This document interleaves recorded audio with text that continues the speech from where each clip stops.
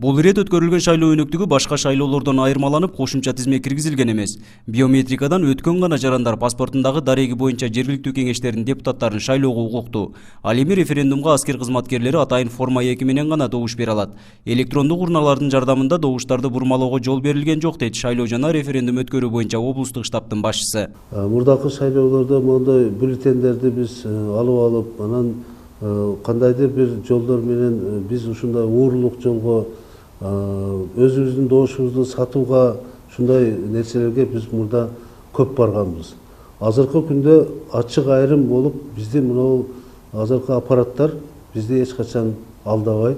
Аппаратты биз оңдой албайбыз, аны же болбосо биз ичине кире албайбыз. Мындан сырткары ар бир шайлоо участокторунда коопсуздукту көзөмөлдөп, экиден милиция кызматкерлери жана ыктыярдуу элдик кошуундар да турушту. Буга чейинки шайлоолордо жүз берген мыйзам бузууларга бул ирет жалпы эл да жол берген жок. Бюллетенди сүрөткө тарткан шайлоочуга мыйзам тарабынан жоопкерчилик болгондуктан добуш сатуу катталбагандыгы айтылууда. Өзгөрүү болуп, таза, айкын мен ойлойм ушул шайлоолор жүрүп атат деп. Азыркы күндө мына эл өзү да байкоочу болуп атат.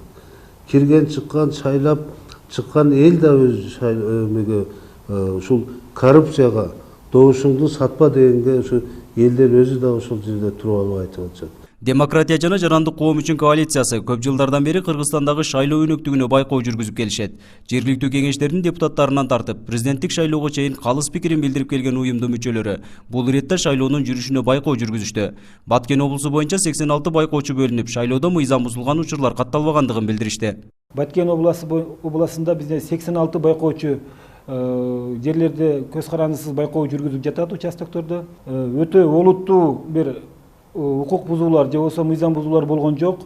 Болгону кээ бир жерлерде өздөрүнүн участокто байкоочулар, шайлоочулар тизмеден өзүн таап албай калган учурлар кездешип жатат. Облус боюнча жергиликтүү кеңештерге депутаттарды шайлоого 214.903 шайлоочунун тизмеси такталса, референдумга 237.983 шайлоочу тизмеге кирген. Ал эми көчмө урна аркылуу 648 шайлоочу 10 декабрда добуш берген. Шайлоонун жалпы жыйынтыгы менен 87.829 шайлоочу жергиликтүү кеңештердин депутаттарын шайласа, 98.146 шайлоочу референдумга добуш берген. Жалпы 41% шайлоочу добушун берди. Нургазы Жайнаков, 7 канал, Баткен өкүлчүлүгү.